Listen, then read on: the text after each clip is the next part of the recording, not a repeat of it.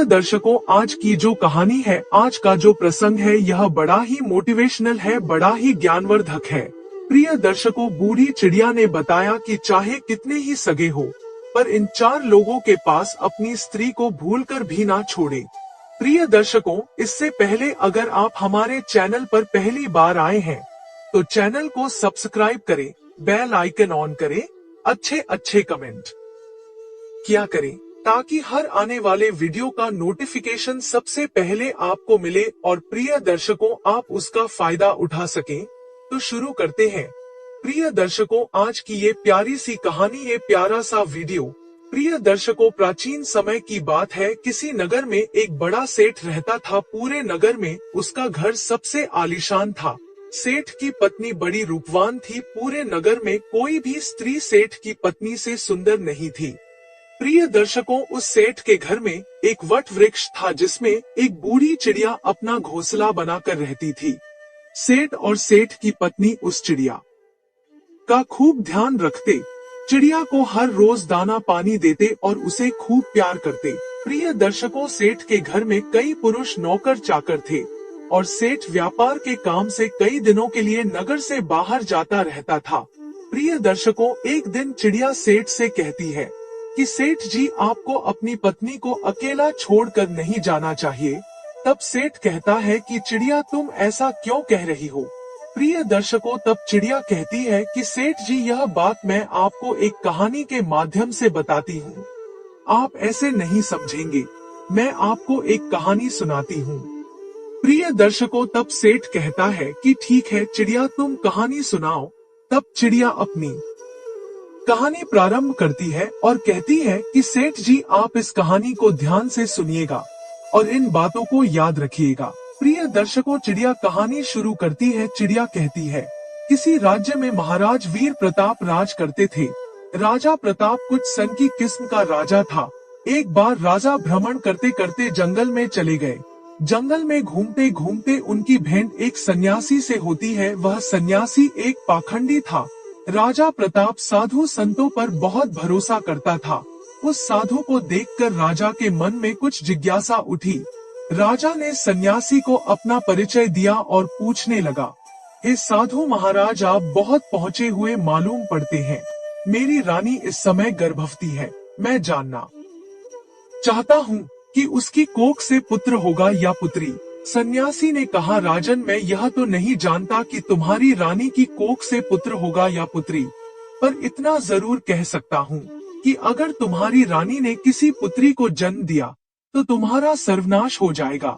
प्रिय दर्शकों, सन्यासी की यह बात सुनकर राजा बड़ा भयभीत हो गया। सोचने लगा कि अगर मेरी रानी ने किसी पुत्री को जन्म दे दिया तो मैं कहीं का नहीं रहूंगा। यही बात सोचकर राजा को बेटी के नाम से नफरत होने लगी। उसने अपनी रानी से आकर के यह बात कही कि हे रानी, भूल से भी हमारे घर में पुत्री का जन्म नहीं होना चाहिए। अगर हमारे घर में पुत्री पैदा हुई तो मैं तुम्हें जान से मरवा दूंगा और उस पुत्री को भी मार डालूंगा। चिड़िया आगे कहती है कि सेठ जी, राजा की यह बात सुनकर रानी डर गई। वो जानती थी कि राजा बड़ा ही जिद्दी किस्म का है। अगर पुत्री का जन्म हो गया तो वो उसे मरवा सकता है। अब तो रानी रोज भगवान से प्रार्थना करती थी कि हे परमात्मा, मुझे पुत्री मत देना, वरना राजा उसे जीवित नहीं छोड़ेंगे। प्रिय दर्शकों, भगवान की कृपा से महाराज प्रताप की रानी ने सर्वप्रथम एक पुत्र को जन्म दिया। यह देखकर रानी और राजा बहुत प्रसन्न हुए। राजा तो इसीलिए प्रसन्न हुआ कि पुत्री नहीं हुई, किंतु रानी इसलिए प्रसन्न हुई कि अगर पुत्री होती तो कन्या हत्या का दोष लगता। प्रिय दर्शकों, कुछ समय बाद रानी ने फिर से गर्भ धारण किया। बच्चे का जब जन्म होने का समय आया, उसी दौरान राजा को किसी जरूरी काम से दूसरे राज्य में जाना पड़ गया और उसे लौटने में कई दिन लगने वाले थे। जाते जाते राजा अपनी रानी से कह गया कि यदि तुम्हारे गर्भ से बेटी का जन्म हो तो उसे मरवा देना, मैं बेटी का चेहरा नहीं देखना चाहता। चिड़िया आगे कहती है कि इतना कहकर राजा तो चला गया और उसे अपने नगर लौटने में कई माह का समय लग गया। लेकिन इसी दौरान रानी ने एक पुत्री को जन्म दिया। जिस बात का डर था वही हो गया। बेटी को देखकर रानी घबरा गई। सोचने लगी कि राजा के आदेश के अनुसार बेटी की हत्या करनी पड़ेगी। यह निंदनीय काम मैं कैसे करूंगी? मैं एक माँ हूँ और मेरे लिए जितना मुझे बेटा प्यारा है उतनी ही बेटी प्यारी है। अब तो बेटी को देख करके रानी एकदम से रोने लगी और कहने लगी, हे भगवान, अब मैं क्या करूं? कन्या हत्या का पाप बहुत बड़ा होता है। पूत कपूत हो सकता है पर माता कुमाता नहीं हो सकती। रानी बहुत बड़े धर्म संकट में फंस चुकी थी। रानी को रोता हुआ देखकर रानी की दाई पूछने लगी, हे रानी, घर में पुत्री हुई है, यह तो बड़े ही सौभाग्य की बात है, पर आप तो बैठी रो रही हो, इसका क्या कारण है? प्रिय दर्शकों, रानी बोली, हे दाई, वास्तव में जो नहीं होना चाहिए था वही तो हो गया। तब रानी ने दाई को पूरी बात बताई कि हमारे महाराज ने इस कन्या को मारने का आदेश दिया है। अब आप ही बताइए कि मैं अबोध बच्ची की जान कैसे ले लूं? तब दाई ने रानी से कहा, हे रानी, तुम चिंता मत करो, तुम राजा से कह देना कि मैंने बेटी को मरवा दिया है। मैं तुम्हारी बेटी को सबके सामने मारने के लिए ले जाती हूँ, लेकिन मैं इसे मारूंगी नहीं, बल्कि इसे पाल लूंगी। अगर कोई पूछेगा तो मैं कह दूंगी कि यह बच्ची मेरी भतीजी है, इससे इस बच्ची की जान भी बच जाएगी और राजा की नजरों से दूर भी हो जाएगी। इसके पालन पोषण को लेकर तुम निश्चिंत रहो, मैं इसे अपनी बेटी की तरह पालूंगी। अब तो ये सुनकर रानी को बड़ी खुशी हुई। सोचने लगी कि यह बेटी भले ही मुझे देखने को ना मिले, लेकिन कम से कम वह जीवित तो बनी रहेगी।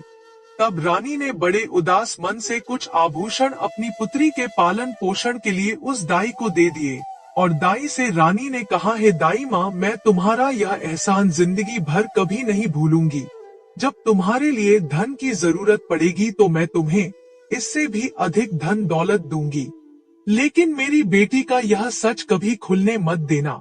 प्रिय दर्शकों, चिड़िया आगे कहती है कि इतना समझाने के बाद में रानी ने अपनी उस बेटी को दाई के हवाले सौंप दिया और धीरे धीरे करके पूरे राज्य में और महल में यह खबर फैला दी कि दाई ने ले जाकर उस बच्चे को मार दिया और उसे जमीन में दफना दिया।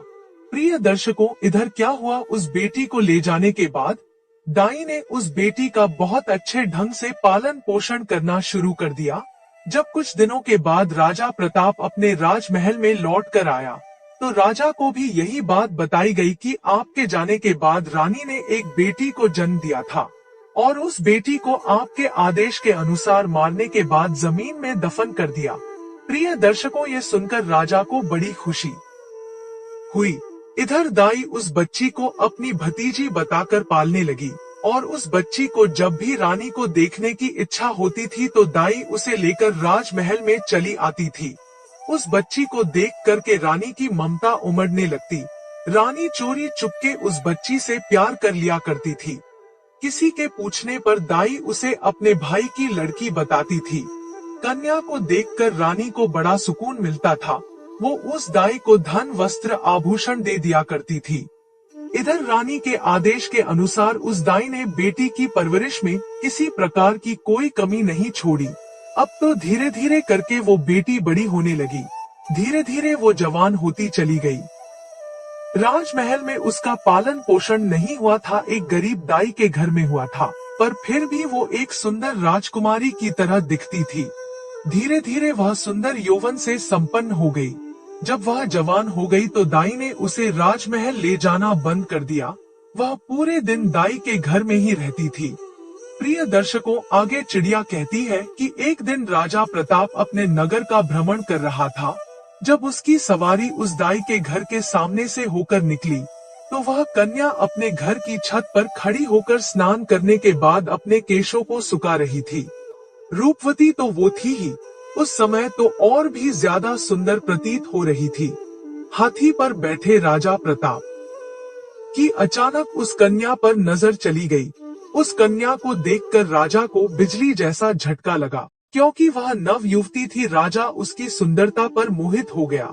राजा ने उसी समय अपने मंत्री से पूछा कि हे मंत्री, यह राजकुमारी जैसी दिखने वाली कन्या कौन है? मुझे तो उसके रूप ने घायल कर दिया है, अति शीघ्र इसका पता लगाओ। मंत्री ने तुरंत पता लगाकर राजा को बताया, महाराज, यह कन्या एक बूढ़ी औरत की भतीजी है। प्रिय दर्शकों, रात भर राजा को नींद नहीं आई। बार बार उसी लड़की का चेहरा राजा की आंखों के सामने आ जाता था।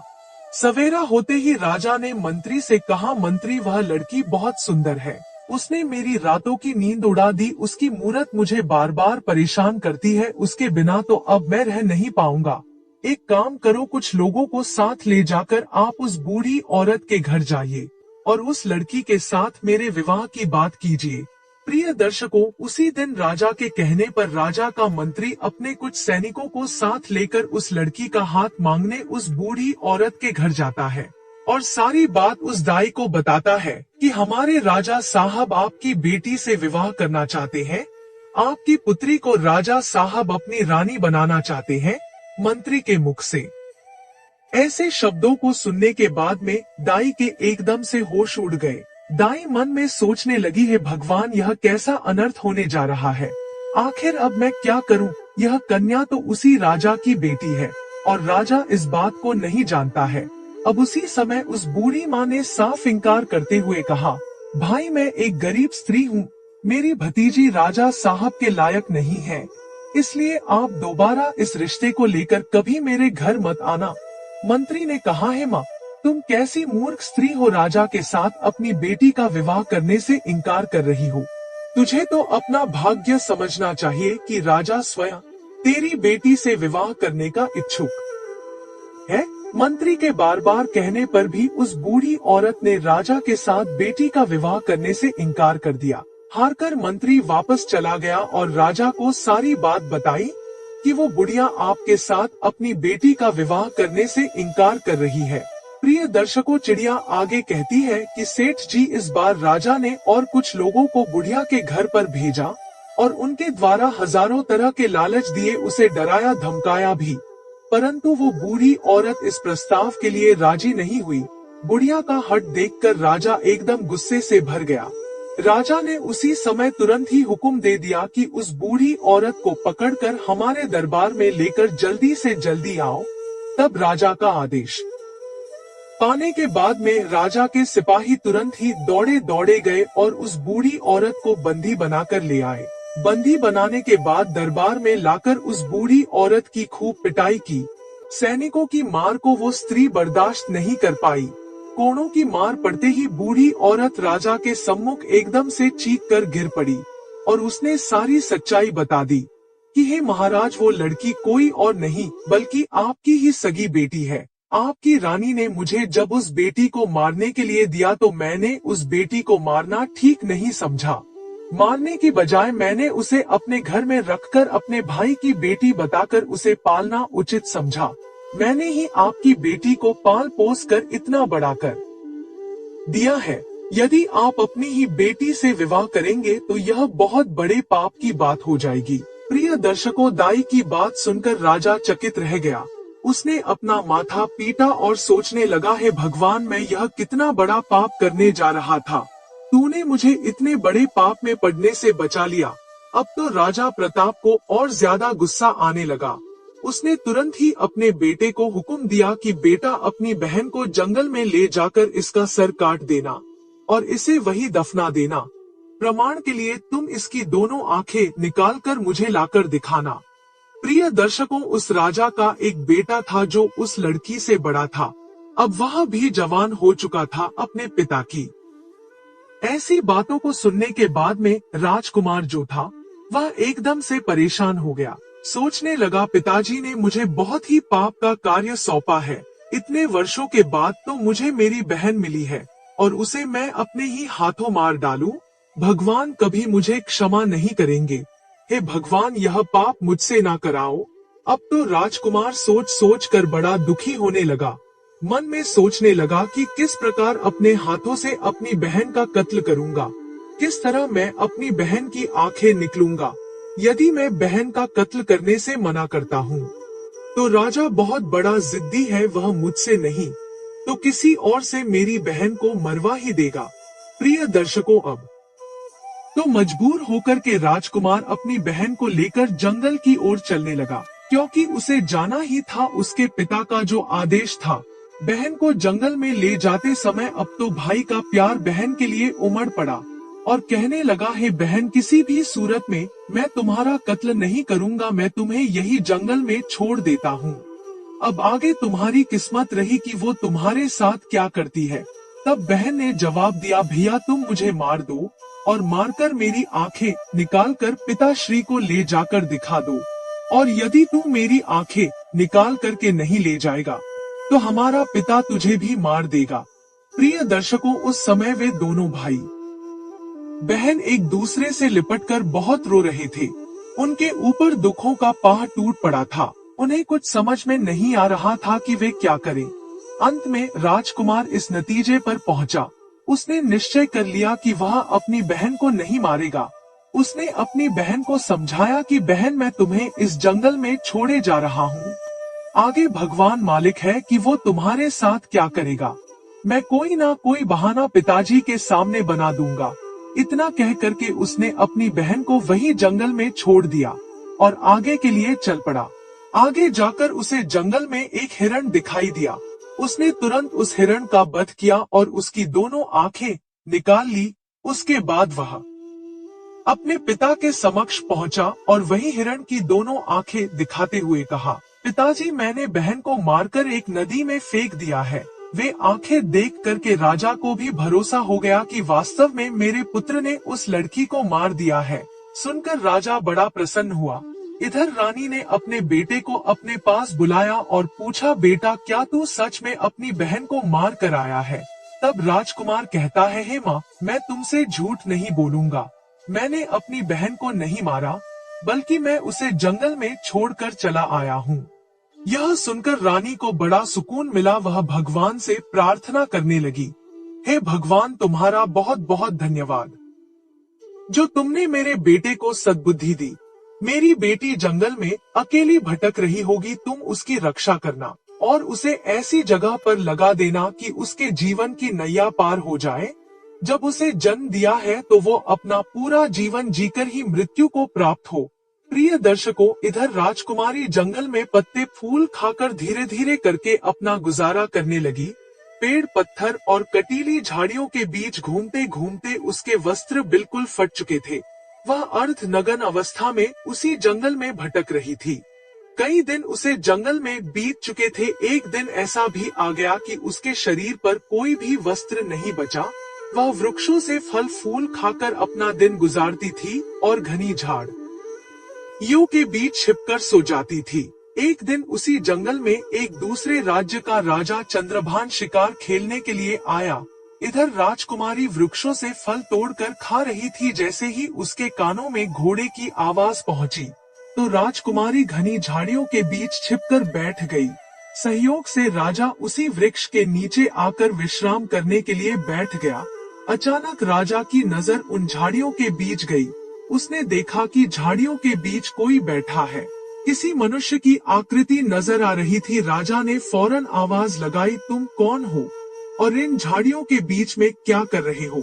तुम जो भी हो फौरन बाहर निकल कर आओ। मैं तुम्हें विश्वास दिलाता हूँ, मैं तुम्हें कोई हानि नहीं पहुँचाऊंगा। राजा की बात सुनकर झाड़ियों के बीच से राजकुमारी ने आवाज दी, हे रागीर, मैं एक दुखी लाचार स्त्री हूँ। मेरे बदन पर वस्त्र नहीं है, मैं निर्वस्त्र हूँ।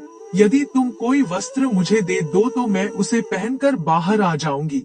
प्रिय दर्शकों, किसी स्त्री की आवाज सुनकर राजा आश्चर्यचकित था कि इस जंगल के बीच में भला ये स्त्री क्या कर रही है। जरूर किसी दुख की मारी होगी। तब राजा ने जो चादर अपने गले में डाले था उसे झाड़ियों के बीच फेंक दिया और उसके बाद उस राजकुमारी ने अपने बदन को उस चादर से अच्छी तरह से ढका और उसके बाद वो राजा चंद्रभान के सामने आई। राजा ने जब उसकी सुंदरता को देखा तो वो उसे देखता ही रह गया। सोचने लगा, वाह, इतनी सुंदर स्त्री मैंने अपने जीवन में पहले कभी नहीं देखी है। किसने इसे जंगल में छोड़ दिया है? यह तो हमारी रानी बनने के योग्य है। तब राजा ने अपने बारे में राजकुमारी को बताया और बोला, हे सुंदरी, तुम जो भी हो उससे मुझे कुछ मतलब नहीं है। अब मैं तुम्हें अपनी रानी बनाना चाहता हूँ। राजा की बात सुनने के बाद में वो राजकुमारी भी उसकी पत्नी बनने के लिए राजी हो जाती है। कहते हैं, डूबते को तिनके का सहारा ही बहुत है। यहाँ तो फिर भी एक राजकुमार था जो उसे अपनी पत्नी बनाना चाहता था। चिड़िया आगे कहती है कि सेठ जी इसके बाद राजा उस कन्या को अपने घोड़े पर बैठाकर अपने राज्य में आया तो सबसे पहले वह अपने पिता के समय के एक बुजुर्ग मंत्री के घर पहुंचा और उस लड़की को उस बुजुर्ग मंत्री के घर छोड़ दिया और उससे कहा कि हे काका, आप ऐसा समझो कि यह तुम्हारी बेटी है और मैं इस लड़की से विवाह करूंगा। यदि मैं ऐसे अपने महल में इसे ले जाता हूँ तो लोग कहेंगे कि राजा किसी को कन्या को भगा लाया है। इससे मेरी मान प्रतिष्ठा पर ठेस पहुँचेगी। मैं इससे विधि विधान के अनुसार विवाह करके इसे अपने घर ले जाना चाहता हूँ। तब तक यह तुम्हारे घर तुम्हारी बेटी बनकर रहेगी और मैं कल कई लोगों के साथ तुम्हारे घर पर रिश्ता मांगने आऊंगा और फिर इसे ब्याह कर अपने घर ले जाऊंगा। तब मंत्री ने जवाब दिया, महाराज, यह आपकी अमानत है और यह अब मेरी बेटी है। जब आपका मन करे तब आप इसे ब्याह कर ले जाना, मैं तब तक इसका ठीक से ख्याल रखूंगा। प्रिय दर्शकों, अगले दिन राजा का सेनापति और उसका मंत्री उस बूढ़े मंत्री के घर पर गए और उस राजकुमारी का अपने राजा के लिए हाथ मांगा। फिर उसके बाद 1-2 दिन में उसकी मंगनी और विवाह भी कर लिया। विवाह करने के बाद राजकुमारी राजा चंद्रभान की पत्नी बनकर रहने लगी। अब तो दोनों बहुत ही प्रसन्न थे। राजा सुंदर रानी पाकर खुश था और राजकुमारी घर और पति पाकर प्रसन्न थी। राजा चंद्रभान ने शादी के बाद भी अपनी पत्नी से कभी उसका परिचय नहीं पूछा। इसी प्रकार दोनों को एक साथ रहते रहते 2 वर्ष बीत गए। धीरे धीरे वह समय भी आ गया जब रानी ने पुत्र को जन्म दिया। अब तो राजा चंद्रभान और भी ज्यादा खुश हो गया।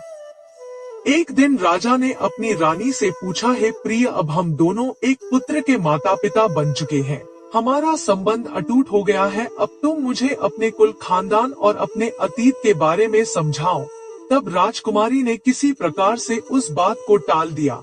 इसी प्रकार से कई वर्ष बीत गए। कुछ समय बाद रानी ने फिर एक पुत्र को जन्म दिया। तब राजा ने फिर से अपनी रानी से वही बात दोहराई। राजकुमारी अपने बीते कल की बातें अपने पति को नहीं बताना चाहती थी, लेकिन राजा ने उनका अतीत जानने की बहुत इच्छा जताई। रानी भी जानती थी कि राजा साहब उनसे बहुत प्रेम करते हैं। तब राजकुमारी ने राजा के पूछने पर अपने जीवन की सारी कहानी सच सच कह सुनाई। जब राजा ने राजकुमारी के मुख से ऐसी दुख भरी दास्तान सुनी तो उसकी भी आंखों में आंसू आ गए। राजा उसके पिता को धिक्कारने लगा। उसके बाद रानी से बोला कि हे रानी, अगर मैं तुम्हें तुम्हारे पिता से मिलाने ले चलूं तो क्या तुम मेरे साथ चलोगी?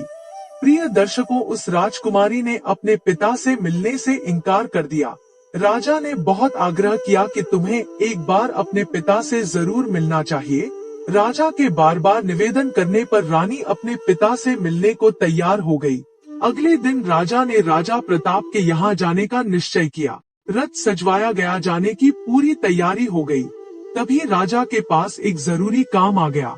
राजा को बहुत जरूरी अपने दूसरे शहर में जाना था, तो राजा ने अपने मंत्री और सेनापति से कह दिया कि तुम सेना की एक टुकड़ी लेकर रानी के साथ चले जाओ।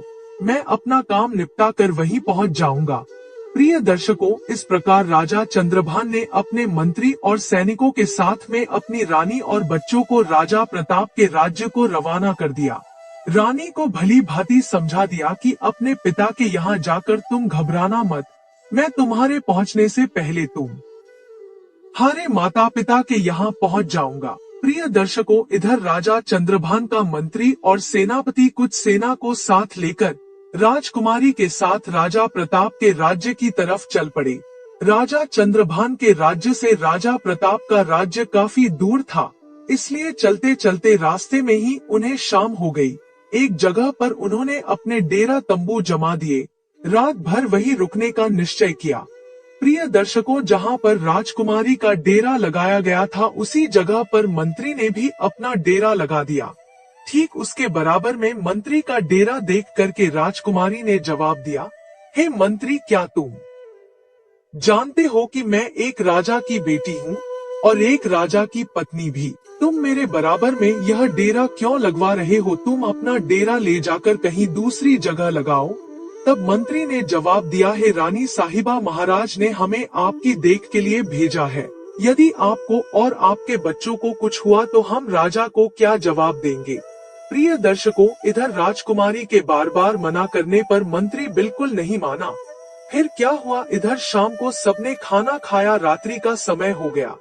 सभी लोग पैदल यात्रा चलकर आए थे, हारे थके होने के कारण वे सब जल्दी ही सो गए। रात्रि के दूसरे पहर में मंत्री जो था राजकुमारी के डेरे में घुस आया। जैसे ही मंत्री राजकुमारी के डेरे में घुसा तो तुरंत ही एकदम से राजकुमारी उठकर बैठ गई। वो मंत्री की बुरी मनसा को भाप गई थी। अब तो राजकुमारी को अंदाजा हो गया था कि मंत्री के मन में किसी न किसी प्रकार का जरूर खोट है। जैसे ही मंत्री को राजकुमारी ने अपने डेरे में देखा तो एकदम से ललकार कर बोली, खबरदार, जो मुझे छुआ तो डेरे से तुरंत बाहर निकल जाओ। रानी ने मंत्री को बार बार डेरे से बाहर जाने के लिए कहा, लेकिन मंत्री ने कोई बात नहीं मानी। मंत्री धीरे धीरे करके आगे बढ़ता ही चला गया। तब राजकुमारी ने जवाब दिया है, दुष्ट मंत्री, क्या तुम्हें अंदाजा है कि तुम यह क्या करने जा रहे हो? भलाई चाहते हो तो अभी डेरे से बाहर निकल जाओ। प्रिय दर्शकों, उस राजकुमारी की बात मंत्री ने अनसुनी कर दी। तब उसी समय पर राजकुमारी ने अपने बड़े बेटे को मंत्री के सामने कर दिया और बेटे को सामने खड़ा करने के बाद में राजकुमारी ने मंत्री को भगवान और बेटे की दुहाई दी, कसम दी, लेकिन वो पीछे लौटने के लिए मंजूर नहीं हुआ। उस मंत्री के दिमाग में शैतान घुस चुका था, वह वासना में अंधा हो चुका था। उस समय उसे कुछ दिखाई नहीं दे रहा था। उसके दिल और दिमाग में रानी का सुंदर चेहरा बसा हुआ था। मंत्री एकदम आगे बढ़ा और तलवार निकालने के बाद राजकुमारी के बड़े बेटे का सिर धड़ से अलग कर दिया। बेटे का सिर कटने के बाद में राजकुमारी तुरंत ही समझ गई कि यह दुष्ट मंत्री अब नहीं मानेगा, तो अपनी लाज बचाने के लिए रानी ने कुछ नरम रुख अपनाते हुए कहा, तुम थोड़ी देर ठहरो, मैं अभी आती हूँ। उसके बाद में जो तुम्हारे मन में हो वह तुम कर लेना। इतना कहने के बाद में रानी उस डेरे से बाहर निकल गई और वहाँ से भागकर जंगल में चली गई। सुबह होने तक रानी झाड़ियों में छुपी रही और जब वह सुबह होने पर लौटकर अपने डेरे में आई तो उसने क्या देखा कि उसके बेटे का सिर कटा हुआ पड़ा है। अपने बेटे की लाश देखने के बाद में अब तो रानी की हालत और भी ज्यादा खराब हो गई, लेकिन वो कर भी क्या सकती थी। उस शैतान के सामने वो बेबस थी। बेटे की मृत्यु का गम अपने मन में छुपाए वह उनके साथ आगे को चल पड़ी। चलते चलते जब वह शाम के होने पर एक जगह पर और रुके, अब तो दूसरी रात के लिए अगला डेरा डाला गया। तो राजकुमारी के डेरे के पास में सेनापति ने अपना डेरा लगाया। तब राजकुमारी ने उस सेनापति को बुलाकर कहा कि तुम अपने डेरे को यहाँ से दूर हटा करके लगवाओ। तब सेनापति ने जवाब दिया है, राजकुमारी, मेरी जिम्मेदारी है कि मैं आपकी सुरक्षा करूं। राजकुमारी के बार बार मना करने पर भी उस सेनापति ने अपने डेरे को वहां से दूर नहीं लगाया। प्रिय दर्शकों, अब तो राजकुमारी को सब समझ में आ चुका था। इस चिंता को लेकर राजकुमारी पूरी रात सोई नहीं। जैसे ही आधी रात होती है तब उसी समय पर सेनापति के दिमाग में वासना का शैतान घुस जाता है। वह राजकुमारी के डेरे में रात्रि के समय में प्रवेश कर गया। तो राजकुमारी ने उस सेनापति को भी ललकार कर कहा कि हे सेनापति, क्या तुम जानते नहीं कि मैं कौन हूँ? तुम्हें पता होना चाहिए, मैं एक राजा की पत्नी हूँ, राजा की बेटी भी हूँ। यह सब जानते हुए भी तुम मेरे डेरे में घुसे चले आ रहे हो। तुम तुरंत ही मेरे डेरे से बाहर निकल जाओ। प्रिय दर्शकों, वो दुष्ट सेनापति कहाँ मानने वाला था। उसके हृदय में तो काम वासना उत्पन्न हो गई थी। वह तो काम वासना के चक्कर में अंधा हो चुका था। इसीलिए राजकुमारी के बार बार निवेदन करने पर भी उस सेनापति ने राजकुमारी की एक नहीं मानी। जब वह रानी की ओर बढ़ने लगा तो राजकुमारी ने अपने छोटे बेटे को उस सेनापति के सामने खड़ा कर दिया और उसकी कसम दी कि तुझे मेरे बेटे की कसम है, यदि तुमने मेरे ऊपर बुरी नजर डाली भी तो।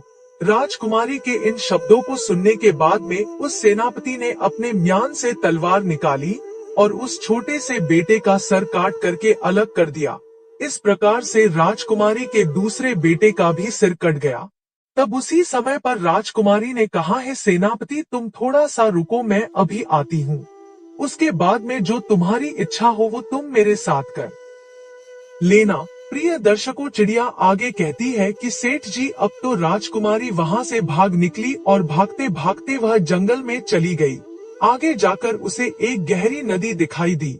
अब तो राजकुमारी ने मन में यह दृढ़ निश्चय कर लिया कि जब मेरी संतान ही नहीं रही, मेरे बच्चे ही नहीं रहे, तो फिर ऐसे में मैं जीकर क्या करूंगी। ऐसा निश्चय करके वो मरने के उद्देश्य से नदी में कूद गई, परंतु पानी का बहाव इतना तेज था, जैसे ही रानी उस नदी में कूदी तो पानी का बहाव उसे एकदम खींच ले गया। जंगल के एक छोर पर नदी बहती हुई जा रही थी।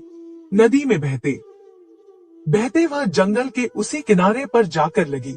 सुबह हो चुकी थी। वहाँ पर दो सन्यासी महात्मा उसी नदी में अपने गुरु के वस्त्र धोने के लिए आए थे।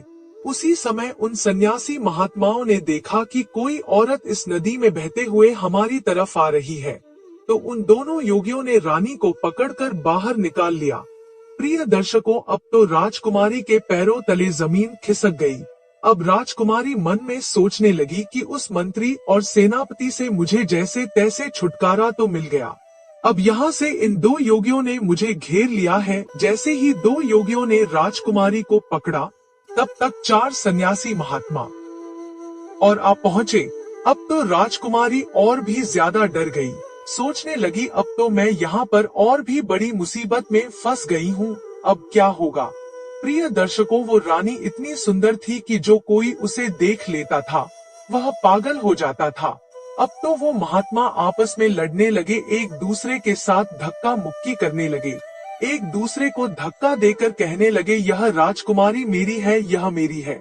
आखिर अंत में संत महात्माओं ने यह सोचा कि ऐसे तो हम छह में कोई फैसला नहीं हो पाएगा, हम अपने गुरुजी के पास में इस राजकुमारी को लेकर चलते हैं, वही हमारा फैसला करेंगे। प्रिय दर्शकों, अपने गुरुजी के पास पहुंचने के बाद में उन योगियों ने राजकुमारी को देखते हुए अपनी इच्छा जाहिर की। अपने शिष्यों को एक स्त्री के पीछे आपस में लड़ते देखा तो गुरु समझाने लगे। मित्रों, जो योगियों के जो गुरु थे वह बड़े ही विद्वान और तपस्वी संत थे। गुरुजी ने उस औरत को देखते ही समझ लिया कि यह स्त्री जो है यह कोई राजघराने से है। फिर उन्होंने अपने शिष्यों को समझाया कि हे शिष्य, तुम 6 भाई हो और तुम्हारी कोई बहन नहीं है, तुम एक काम करो, इसे अपनी बहन के रूप में स्वीकार कर लो। यदि यह तुम्हारी बहन बनकर तुम्हारे आश्रम पर रहेगी तो एक ना एक दिन तुम्हारी जिंदगी बदल जाएगी। इस प्रकार गुरु के समझाने पर उनके समझ में आ गया और उन्होंने रानी को अपनी बहन बना लिया। प्रिय दर्शकों, वह साधु उसके ही पिता राजा प्रताप के राज्य में रहते थे। अब तो उस राजकुमारी को पता चल चुका था कि वह अपने बाप के राज्य में प्रवेश कर चुकी है, जहाँ के राजा उसके पिता प्रताप है। रानी उन्हीं महात्माओं के आश्रम पर रहने लगी। वे 6 महात्मा उसे अपनी बहन की तरह रखते थे। प्रिय दर्शकों, चिड़िया आगे कहती है कि हे सेठ जी, उधर राजा चंद्रभान अपने मंत्री और सेनापति और सेना से आकर मिला तो उसने अपनी पत्नी और बच्चों को वहाँ पर नहीं देखा। आकर के राजा ने सेनापति और मंत्री से अपनी पत्नी और बच्चों के बारे में पूछा तो मंत्री और सेनापति एक साथ एक स्वर में मिलकर बोलने लगे, हे महाराज, मुझे क्षमा करना, आपकी रानी रानी नहीं थी, वो तो एक डायन थी। अब आपके दोनों पुत्रों को मारने के बाद में वह रानी यहाँ से भाग गई। उन्होंने इस प्रकार से कहा कि राजा चंद्रभान को विश्वास हो गया। सोचा कि अगर कोई झूठ बोलेगा तो एक बोलेगा, दूसरा क्यों बोलेगा। तो राजा चंद्रभान ने हुक्म दिया कि अब तो हम उसके पिता राजा प्रताप के पास जरूर जाएंगे। अतिशीघ्र सब लोग राजा प्रताप के पास चलिए। उधर तो राजा चंद्रभान अपने सेनापति और मंत्री के साथ अपनी पत्नी के पिता के पास जाता है।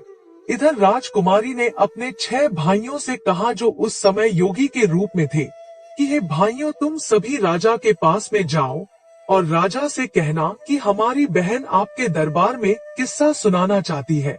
यदि राजा साहब किस्सा सुनना चाहो तो हम उन्हें दरबार में बुलाकर लाए, क्योंकि इधर राजकुमारी को पता था कि हमारे पिता को किस्सा सुनना बहुत अच्छा लगता है। अब तो 6 योगी भिक्षा के बहाने राजा वीर भोज के दरबार में पहुंच गए। उन्होंने राजकुमारी के द्वारा ही बात राजा के सम्मुख जाकर के रखी। योगियों की बात सुनने के बाद राजा ने तुरंत ही उन्हें इजाजत दे दी। प्रिय दर्शकों, अब तो किस्सा सुनाने के लिए अगले दिन योगी अपनी बहन को लेकर राज दरबार में पधारे। उस समय राजकुमारी जोगियों के भेष में थी, इसलिए कोई पहचान नहीं पाया। जब उसने राज दरबार में किस्सा सुनाया तो सब लोग बड़े ध्यान से सुनने लगे। राजा को उस लड़की का किस्सा बहुत पसंद आया। अब तो राजा ने बहुत सारा इनाम दिया। सभी योगी बोले, महाराज, जब भी आपकी किस्सा सुनने की इच्छा होगी तो हम अपनी बहन को ले आया करेंगे। अब तो वह रोज अपने भाइयों के साथ राजा के दरबार में किस्सा सुनाने आया करती थी। इस प्रकार वह राजकुमारी रोज राजा को कहानी सुनाने के बाद में इनाम पाती तथा अपने योगी भाइयों के साथ वापस लौट जाती थी। अब तो धीरे धीरे उन सन्यासियों के दिन ही बदल गए। पहले वह योगी नगर नगर जाकर भिक्षा मांगते थे, अब तो उन्हें राजा से ही इतना धन प्राप्त हो जाता था कि कहीं मांगने की जरूरत नहीं पड़ती थी। प्रिय दर्शकों, अगली रात को राजकुमारी राजा को किस्सा सुनाने के लिए उनके राज दरबार में आई तो उसने अपने पति, मंत्री और सेनापति को वहीं बैठे हुए देखा। तब राजकुमारी ने सोचा, आज तो यह सभी यहाँ पर उपस्थित है तो किस्सा सुनाने में बहुत ज्यादा आनंद आएगा। तब राजकुमारी पर्दे की आड़ में अपनी जगह पर आकर बैठ गई और अपने बाप से कहने लगी, हे राजा साहब, आज मैं आपके लिए एक बहुत ही दर्द भरी कहानी और किस्सा लेकर आई हूँ। यदि कहानी को प्रारंभ करने से पहले किसी को कोई जरूरी काम है तो अभी दरबार से उठकर जा सकता है। किस्सा सुनाने के दौरान यदि कोई व्यक्ति बीच में से जाएगा तो मैं उसी समय अपना किस्सा सुनाना बंद कर दूंगी। तब राजा ने जवाब दिया, बेटी तुम सुनाओ, तुम जैसा कहोगी हम वैसा ही करेंगे। किस्से के बीच में से कोई दरबार में से उठकर नहीं जाएगा। प्रिय दर्शकों, अब तो राजा और दरबार के सभी दरबारी किस्सा सुनने के लिए बैठ गए। उनमें उसका पति और वह विश्वासघाती मंत्री और सेनापति भी था। अब तो राजकुमारी ने राजा के दरबार में अपना किस्सा शुरू कर दिया। कहने लगी, है सभा के लोगों, इस किस्से को ध्यान से सुनना। राजकुमारी सुनाने लगी कि किसी देश में एक राजा रहता था जो बड़ा ही जालिम राजा था। उस राजा को अपनी पुत्री से बहुत ज्यादा नफरत थी। जब एक दिन उसकी यहाँ एक बेटी ने जन्म लिया तो उसने अपनी बेटी को अपने बेटे के हाथ जंगल में मरवाने के लिए भेज दिया। राजा ने अपने बेटे को हुक्म दिया था कि उस बेटी को मारने के बाद उसकी आंखें निकाल लाना और वह आंखें निकालकर मुझे लाकर दिखाना। अब तो राजा प्रताप उसकी कहानी को सुनने के बाद में सोचने लगे, यह तो मेरा ही किस्सा है। खुश होकर के राजा प्रताप ने उन योगियों के पास में अपनी मोतियों की माला फेंकते हुए कहा, इस किस्से को अंत तक जरूर सुनाया जाए। प्रिय दर्शकों, अब तो राजा की आंखों में पानी भर आया, क्योंकि राजा प्रताप को अब तो अपनी करनी पर बहुत पश्चाताप होता था। फिर राजकुमारी आगे बताने लगी, है महाराज, जब उसका भाई उसे मारने के लिए जंगल में ले गया तो उसके भाई ने उस राजकुमारी को, उस बहन को नहीं मारा और जंगल में अपनी बहन को छोड़कर वापस राजभवन के लिए लौट गया। अब यह जानकर के राजा थोड़ा प्रसन्न हुआ। राजा मन में सोचने लगा, शायद हो सकता है आज भी मेरी बेटी जिंदा हो। इधर वही राजकुमारी अपने किस्से को सुनाती हुई आगे बोली, जब उसका भाई उस लड़की को जंगल में छोड़ आया तब वो बेचारी भूख प्यासी इधर उधर भटकने लगी। भूख लगने पर वृक्षों के पत्ते और फल फूल खा लिया करती थी। इसी तरह से वह अपने आप को जीवित रखती थी। इस प्रकार से जंगल में रहते रहते उस बेटी के तन पर एक भी वस्त्र साबुत नहीं बचा। तो कहीं से एक दिन घूमता हुआ घोड़े पर सवार एक आदमी आया। वह आदमी किसी देश का राजा था। उसकी नजर जब उस लड़की पर पड़ी तो वह लड़की निर्वस्त्र थी। उस राजा ने लड़की को अपना बदन ढकने के लिए अपनी चादर दे दी और वहां से उसे अपने नगर बुला ले गया और बिना कुछ जाने राजा ने उस लड़की से विवाह कर लिया। प्रिय दर्शकों, रानी ऐसा किस्सा सुना रही थी। किस्से के बीच में अपनी कहानी को सुनकर राजा चंद्रभान समझ गया कि यह तो उसका ही किस्सा है। उसने भी खुश होकर के एक मोतियों की माला जोगियों के पास फेंक दी और बोला, यह किस्सा जारी रखा जाए और यह किस्सा अंत तक होना चाहिए। तब आगे राजकुमारी कहने लगी अब तो वह लड़की किसी राजा की रानी बन चुकी थी। राजा की रानी बनने के बाद में उस लड़की की कोख से 2 बेटों ने जन्म लिया। एक दिन उसके पति ने अपनी पत्नी से उसके जीवन की पूरी घटना पूछी कि तुम कौन हो और उस जंगल में निर्वस्त्र क्यों भटक रही थी। तब उस लड़की ने अपने बाप की करतूतें अपने पति को बताई। यह सुनकर उसका पति बड़ा दुखी हुआ। उसका पति दिल का बहुत अच्छा इंसान था। यह जानकर कि उसकी पत्नी का एक राजा पिता भी है, तो उसे उसके पिता से मिलाने के लिए उस राजा ने अगले दिन तैयारी की। लेकिन उसने एक गलती कर दी। उसने अपनी पत्नी और बेटों की सुरक्षा के लिए स्वयं ना जाकर अपने मंत्री और सेनापति को उसके साथ भेज दिया, और यह उसकी सबसे बड़ी भूल थी। क्योंकि कहते हैं चाहे कोई कितना ही सगा क्यों ना हो, अपनी जवान स्त्री, जवान बहन, जवान बेटी को किसी दूसरे पर भरोसा करके उसके साथ भेजना नहीं चाहिए और ना ही उसके पास छोड़ना चाहिए, चाहे वह कितना ही वफादार और विश्वास पात्र हो। मगर जब वासना दिमाग पर हावी होती है तो सारी वफादारी, सारा विश्वास धरा रह जाता है। और स्त्री तो वैसे भी पुरुष के लिए आकर्षण का केंद्र होती है। अगर वह अकेली किसी अन्य पुरुष के साथ जाती है या ठहरती है तो उसके मन में काम रूपी विचार आ ही जाता है। भूलकर भी कभी अपनी बहन बेटी किसी अन्य के साथ नहीं छोड़ना चाहिए, खास करके तब तो और भी नहीं छोड़ना चाहिए जब कोई पुरुष जवान हो, सुंदर हो, अकेला हो। कहते हैं स्त्री धन और विद्या, यह जिसके पास रहती है उसी की हो जाती है। राजकुमारी इधर राजा प्रताप के दरबार में अपना किस्सा सुना रही थी। राजा प्रताप और राजा चंद्रभान उस किस्से को बड़े ध्यान से सुन रहे थे। राजकुमारी आगे कहती है कि उधर उस राजा ने अपनी पत्नी और बच्चों को मंत्री और सेनापति के साथ भेज दिया। सफर ज्यादा लंबा था। चलते चलते जब रास्ते में सूर्यास्त हो गया तो उन्होंने वहीं रुकने का निश्चय किया। मंत्री ने अपना डेरा रानी के डेरे के बराबर में लगवाया। रानी ने इसका बहुत विरोध किया पर वो नहीं माना, तो रात्रि के समय में मंत्री ने उस राजकुमारी के साथ में दुष्कर्म करने की सोची। राजकुमारी के बार बार निवेदन करने पर भी वो दुष्ट मंत्री नहीं माना, बल्कि उसने राजा के बेटे का भी कत्ल कर दिया। जब बेटे का कत्ल कर डाला तो रानी अपना धर्म बचाने के लिए मंत्री से वाहना बनाकर जंगल में भाग गई। रात उसने जंगल में गुजार कर जैसे तैसे उस बेचारी ने अपने पतिव्रत धर्म को बचाया। जब दूसरे दिन को रानी अपने डेरे में वापस आई तो उसे अपने बेटे की लाश भी नहीं मिली। जैसे जैसे कहानी आगे बढ़ती जा रही थी तो उधर मंत्री के होश खराब होते जा रहे थे। अब तो धीरे धीरे करके वो मंत्री भी बहाना बनाते हुए राजा के दरबार से उठकर जाना चाहता था, तो राजा ने तुरंत ही उसे डांट कर बैठा दिया। तब रानी आगे सुनाने लगी। अब दूसरे दिन को जब वह वहां से आगे को चले और एक जगह रास्ते में फिर डेरा तंबू लगाए, तो उस रात सेनापति डेरे में घुसकर दुष्कर्म की लालसा से रानी के पास जा पहुंचा। रानी ने पहले तो उसे खूब ललकार कर समझाया कि वह यहाँ से चला जाए, लेकिन वो दुष्ट लौटने को तैयार नहीं हुआ। रानी ने उसे अपने छोटे बेटे की कसम दी। यह कहानी सुनकर सेनापति भी घबराने लगा। सोचने लगा यह तो मेरा भेद खुल रहा है। वो भी उठकर भागने को हुआ तो राजा ने डांट कर उसे भी बैठा दिया। राजा चंद्रभान ने कहा, क्यों भाई, सच्चाई तुमसे सुनी नहीं जा रही क्या? सेनापति भी अपना मुंह लटकाकर चुपचाप बैठ गया।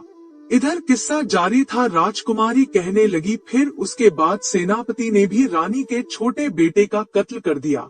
वो गलत भाव लेकर रानी के पास बढ़ता गया, तो उसी समय पर किसी न किसी प्रकार से वह राजकुमारी अपनी जान बचा करके वहां से भाग निकली और वहां से एक नदी में कूद गई। लेकिन उसकी किस्मत ने वहां पर उसका साथ नहीं दिया। वह बेचारी जिंदा बच गई। उस नदी में बहते बहते वह चली गई और जंगल के दूसरे छोर पर 6 योगियों के हत्थे चढ़ गई और सन्यासियों ने भी उस राजकुमारी को अपनी पत्नी बनाना चाहा, परंतु उनके महान बुद्धिमान गुरुजी ने उन सन्यासियों से यह पाप होने से बचा लिया और गुरुजी के बार बार समझाने पर सन्यासियों ने उस राजकुमारी को अपनी बहन के रूप में स्वीकार कर लिया। फिर वह भाई बहन अपने यहाँ जो राजा था, उस राजा के यहाँ पर किस्सा सुनाने के लिए रोज अपनी बहन को ले जाने लगे।